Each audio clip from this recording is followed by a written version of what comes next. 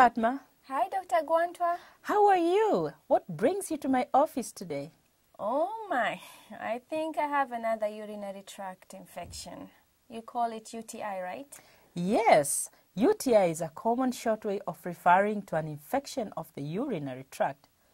You said you think you may have a urinary tract infection or UTI. What symptoms are you having? Well, I have a strong urge to urinate all the time. I urinate frequently and it burns when I urinate.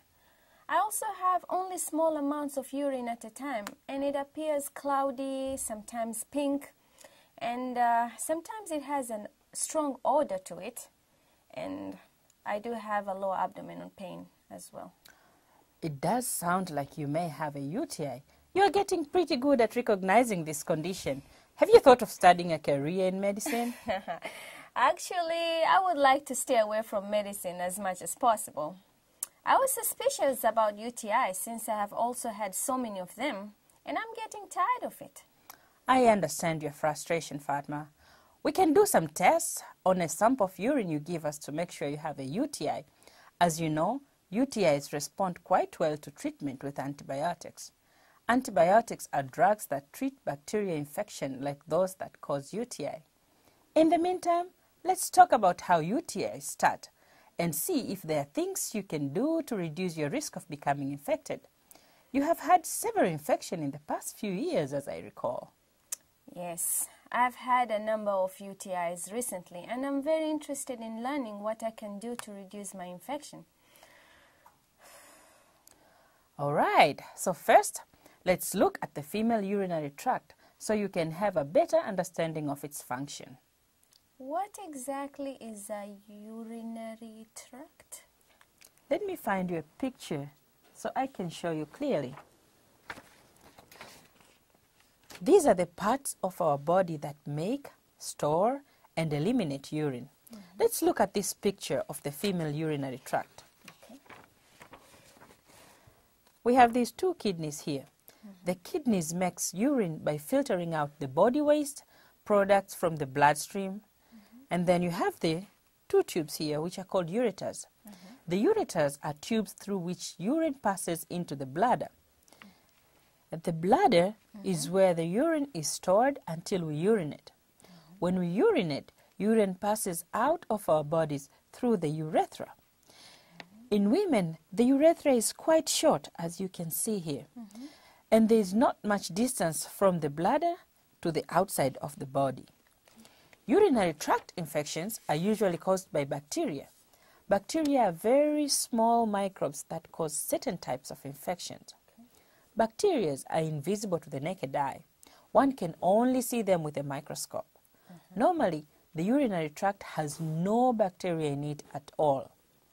A UTI occurs when bacteria pass up from the urethra, from outside the body, into the bladder.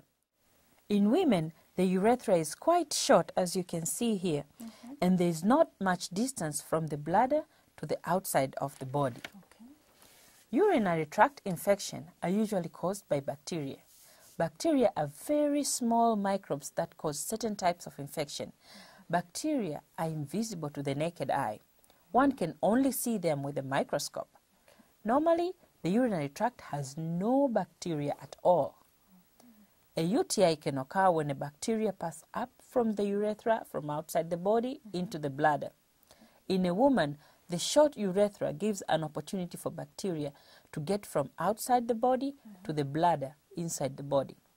Once in the bladder, these bacteria multiply and cause symptoms such as strong urge to urinate, you described, and an increased frequency of urination, often with small amounts of urine. Other symptoms can be burning with urination, a foul smell to the urine, and the urine can be cloudy or even be pink from blood. And pain in the lower part of the abdomen and fever can also occur. In more severe infections, the infection can spread up the urinary tract to the kidneys, making the person very, very sick with fevers, back pain, and even kidney failure. Some complications of urinary tract infection can be very, very serious, so it is important to receive treatment, especially if you are pregnant. How does it affect pregnancy? Women who are pregnant are more likely to get UTIs, unfortunately. These infections are generally easily treated, but lack of treatment can lead to premature delivery of a baby or babies born with low birth weight. Older women or people with diabetes also have an increased risk of developing UTIs. It sounds like it is important to visit a healthcare provider if you think you have UTI. Oh yes, that is very important. I also want to point out that even if you think you may have a UTI, it may be that you actually have another medical problem with similar symptoms, such as sexually transmitted diseases or a vaginal infection. But your healthcare provider can determine what is causing your symptoms. Dr. Guanto, I'm glad I came to you. Thank you, Fatma. We will do a urine test and start you on some antibiotics once we are sure you have a bacterial UTI. In the meantime, let's talk about what increases your risk of UTI and things you can do to reduce your risk of UTI. Okay, I will do whatever I can to reduce my risk. I'm tired of having them. Let's first talk about how the position of body parts in women contributes to the higher risk of UTI in women compared to men. Okay. Remember when we talked about the urinary tract? I said that women have a very short urethra. Yes, you say the short urethra is in women gives an opportunity for bacteria to pass from outside the body into the bladder and cause an infection. Exactly, Fatma. The short urethra in women makes them more vulnerable to the bacteria than men. Since the urethra in the man passes through his penis and is longer. Let me show you another diagram of a man's urinary tract. Look at this diagram. You can see the difference. This is the urethra for the man, all the way from the bladder to outside, compared to the very short urethra in women. Okay, I see that. Let's look at this diagram of the body parts of a woman in the area of the urethra, and I will show you another picture. Okay. That. This diagram shows the internal body parts of a woman from a side view. Okay. See the bladder up front? This is where the urine is stored after it is made its way out from the kidney. Okay. This is the urethra that passes from the bladder to the outside of the body. Okay. Remember, the urethra and bladder normally don't have any bacteria in them at all. Okay. They are what we call sterile. Now, right behind the urethra is the vagina. The vagina is the opening through which a baby passes when it is born and where the penis usually goes during sexual intercourse. Okay. And then the uterus is at the top of the vagina. This is where the baby grows during pregnancy. Women who are having their menstrual cycle will be aware of tissues and blood coming from the vagina for several days each month. When tissue and blood pass from the vagina each month, this is called a woman's monthly period or menses. I remember when I started having my periods, I was scared because I didn't know what was happening. I think I was about 11 years old and nobody had talked to me about it. It was scary. Oh yes, it can be. This is a time in life where there are many changes in the body. Girls grow breasts and their body shape changes. For example, their hips become larger. And these changes are all part of what is called puberty. Menses, the passing of blood and tissue from the vagina, usually starts when a girl is about 12 years old, but it can occur anywhere from 9 to 15 years of age. The passage of tissue and blood from the uterus and vagina lasts anywhere from 3 to 7 days and is called the menstrual flow. The flow starts slowly and increases for a couple days, then slows and stops by a week. Although it's a little different for every woman. The menstrual period occurs approximately once per month. This is when a girl can become pregnant, isn't it? Oh yes. When a girl is old enough to have menstrual period, this means she can become pregnant with sexual intercourse. I learned how to deal with my menstrual period. It was a relief once I knew it was normal to have blood tissues pass from the vagina at least once a month. Yes, menstrual periods are entirely normal and a part of being a woman. Once a woman reaches her 40s or 50s, the menstrual periods gradually stop and she will no longer be able to become pregnant. That is why older women don't have babies. The uterus and vagina are part of a woman's reproductive tract, along with the ovaries, which are where eggs are made. These are a woman's body part that involved in reproduction and the making of babies. Okay. Now, back to our picture. Behind the vagina is the lower part of the intestine. This part is called the rectum. Okay. This is part of the digestive tract. The digestive tract is involved with removing nutrients and water from the food and water we eat and drink. Okay. The waste part of the food is called feces. Feces is made up of the leftover part of the food that body cannot use, as well as live and dead bacteria. Okay. These bacteria are what causes feces to stink. Ew. Feces passes out of our body through the anus, the small hole in our bottom. Okay. Bacteria in feces are normal. In fact, these bacteria help break down the foods we eat so our body can absorb the good nutrients. Okay. But fecal bacteria belong in the rectum or in a latrine. Okay, I get it. We've been talking about bacteria causing urinary tract infection, but bacteria can also cause infections in other parts of the body as well. Okay. If fecal bacteria get on our hands, in our water, or on our food or eating utensils, they can enter our mouth and make us sick. Even microscopic amount of bacteria can cause diarrhea, cholera, or other serious illnesses.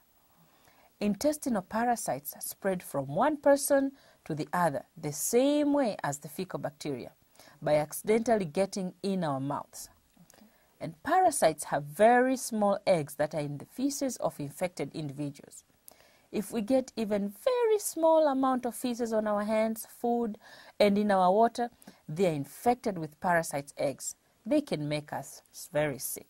I'm feeling a little sick just talking about this, Dr. Kwanto. I know, this is not an easy subject to talk about. I agree. But understand how our bodies work will help us stay healthier. Just let me do a little more explaining, and you will see how that this new knowledge will help you reduce your chances of getting UTI. Okay. I think I can just take in a little bit more. Now you understand why I'm always talking about the importance of washing our hands and using safe water. Like I say, feces belong in our intestines or in the latrine, Okay. not on our hands and certainly not in our mouths. Washing our hands with soap and safe water and using safe water for drinking, cooking, and washing the utensils we eat with is very important. So, back to the body parts. I think you now see that the rectum contains feces with many bacteria. These bacteria can cause an infection if they get in other parts of our body. Okay. The vagina, right here, Yes. has some bacteria as well, but these are not harmful. The urinary tract, as I said before, has no bacteria at all. Okay, that's correct. So, the key here is to keep the bacteria that come out of the anus away from the other areas to prevent an infection from developing. Okay. The most common cause of bacteria UTI is the type of bacteria commonly found in human feces. You can see from the diagram that the vagina and urethra are located very close to the anus. Let's think about ways the fecal bacteria from the anus can get to the opening of the urethra, up the short urethra, and cause an infection. I suppose a major threat is when we have a bowel movement and the feces is leaving the body. Correct. Okay. In the process of passing from the rectum through the anus on the way to the latrine, some feces is left at the anus. We all know about the need to clean up this after defecation. Okay. Some people use toilet paper to wipe their anus. Okay. If you do this, you should wipe from front to back, so bits of feces are swept backwards rather than forwards toward the vagina and the urethra. So it is important to wipe from front to back when I'm using the toilet. Is that correct? Yes. Okay. And if you use a toilet paper after urinating, again, wipe from front to back as well. You can imagine that there's always the risk of having some microscopic feces around the anus, and wiping from back to front, even if it is only after urinating, could result in accidentally dragging small amounts of feces and its bacteria into the vagina and to the urethra. Once it gets around the urethra, it is no far up the short urethra into the bladder, where it can grow and cause an infection. Now I understand. I always need to wipe from front to back with toilet paper for both urination and defecation. Yes, but some people use water to wash the feces off their anus. In this process, they all use their left hand to do the rubbing of the anal area. Usually, the water is poured over the anus from behind. So you can imagine that small amounts of feces and its bacteria will wash forward over the vagina and urethra. This is a big cause of UTIs. So, Dr. Guantua, what can we do to prevent bacteria from washing forward with water? One thing would be to use a mild soap in the water we wash the anal area with. If this is done, it will kill or remove many of the bacteria.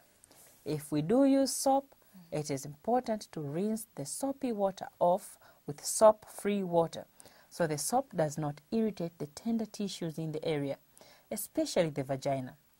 Another thing one can do if no soap is used is to urinate after rinsing the area with water. If bacteria are near the urethra after the water rinse, the urine passing through the urethra will flush out the bacteria and reduce the chances of infection. So, one can wash the anus area with soap and water, then rinse well to avoid irritation from the soap. Another thing to do is urinate after rinsing with water.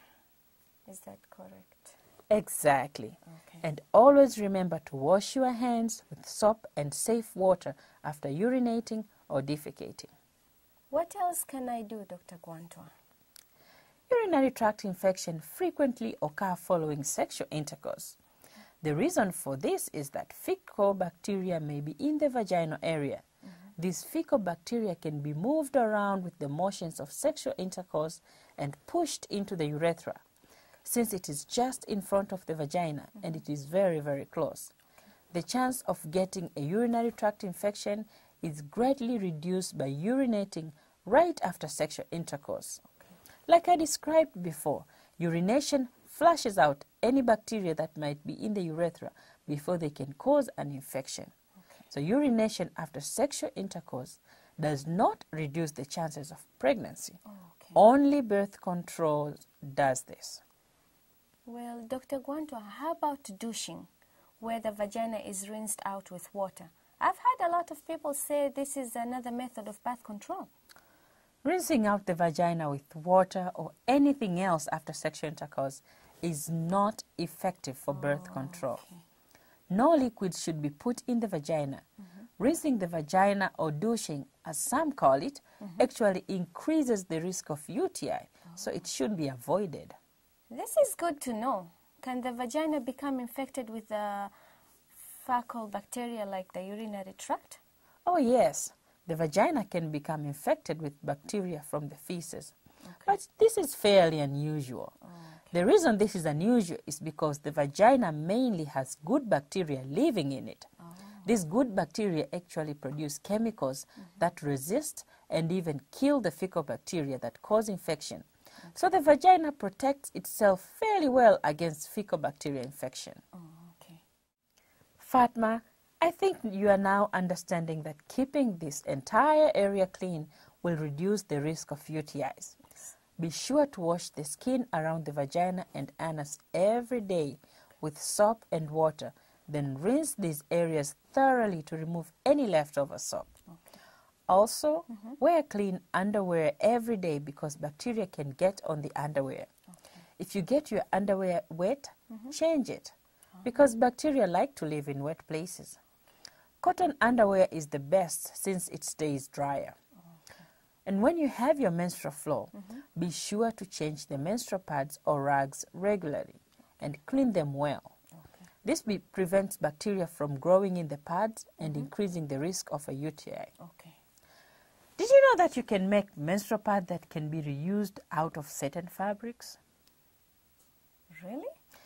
Yeah, the menstrual pads are placed in the underwear to catch the menstrual flow. This allows a woman to do her normal activity without as much worry about her menstrual flow. Once the pads are used, they are soaked in water, then washed with soap and dried in the sun. Okay. This is an effective and inexpensive way to handle the menstrual flow. Oh. Let's talk a little bit more about the reusable menstrual pad. When it's all assembled, it will look like this. And I will walk you through so you learn how exactly to do this. So in the reusable menstrual pad kit, which will be in this little bag here, you will find the reusable fabric, which is this one here, and the pad holder. So what you do is you take your fabric, and this will depend on how heavy your menstruation is. You can use 1 fabric, 2 fabric, or even 3 fabric if you need to. If you look at this fabric, you will notice there is a heavy middle section, and then the side section a little bit thinner than the mid section. So you fold your cloth in thirds, so like this, and then you bring this side in. You make sure you have your thin side on the outer part so that you can tuck them in the pad holder.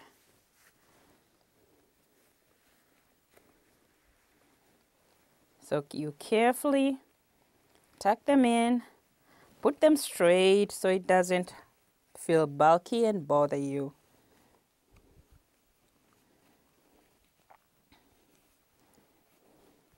So if, say, it's a day where your menstruation is a little bit light, you can use 1 pad.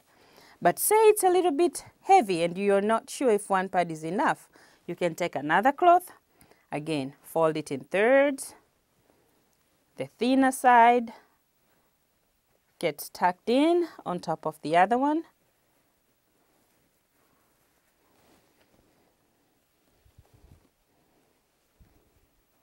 Straighten it out, good. And here you are. You have your reusable menstrual pad. And you will then put it on your underwear and snap it so it stays put.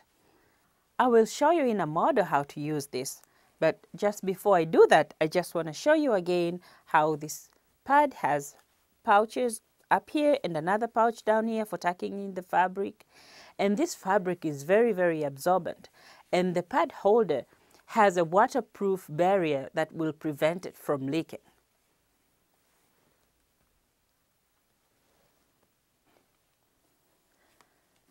So once you take down your underwear, you'll put the reusable menstrual pad on your underwear and then use the snap to anchor it. Once you have it all nicely set up, you can pull up your underwear, and here you go. And you can see there's a little wings on the side to prevent the side leaking. So once you have used the pad, you can take out the fabric, and if you're at home, you can soak both the fabric and the pad holder in water for a little while until you're ready to come back and wash it with soap and water. If you are away from home, you can use this plastic bag that's enclosed in the kit. Put your usable fabric pads in there and carry them home with you. Then once you get home, soak it in water for a little while and then wash it with soap and water. This kit will contain 2 of the pad holders. So in case one of the pad holder is wet, you can also keep it, put it away, and then use the other one until you're ready to wash both of them, and then wash with soap and water and hang them to dry outside in the sun. Another thing you can do to reduce the risk of UTI is drink plenty of fluids. This is very important. The way this helps is that urinating more frequently flushes out the bladder and urethra and removes bacteria that may have gotten into the bladder. Okay. This is a simple and effective way to reduce your risk. Okay. You will know you're drinking enough fluids if your urine is light yellow or almost clear. Well, what about UTI in men and children? Men can get UTI as well, but much less frequently than women. Okay. Diabetes and some other diseases can increase the risk of UTI. Okay. Men who are not circumcised should clean this area regularly to reduce their risk. Okay. The risk of UTI with anal sex can be reduced by using condoms. UTIs in children or babies usually results from not changing wet diapers or underwear frequently enough. Okay. Try not to have children spend time in wet or soiled diapers because this increases their chance of developing a UTI. Well, thank you so much, Dr. Gwantua. This has been very helpful. Now I know I need to wipe from front to back for both urination and defecation if using toilet paper. Wash myself with soap and water if using water for rinsing after defecation. Urinate after rinsing my bottom if I don't have soap and water. Always wash my hands with soap and safe water after urinating or defecating. Urinate immediately after sexual intercourse. And never wash the inside of my vagina. Wash the outside skin around my vagina and anus with soap and water daily, and make sure to rinse the soap well. Wear clean cotton underwear daily. Change my menstrual pads frequently. Correct. And one very important is to drink plenty of fluids, which I assume is water, to keep my urine light yellow and clear. Is that correct? That's a great plan, Fatma. I'm confident you will see an improvement in your health. Oh, thank you, Dr. Gwantua.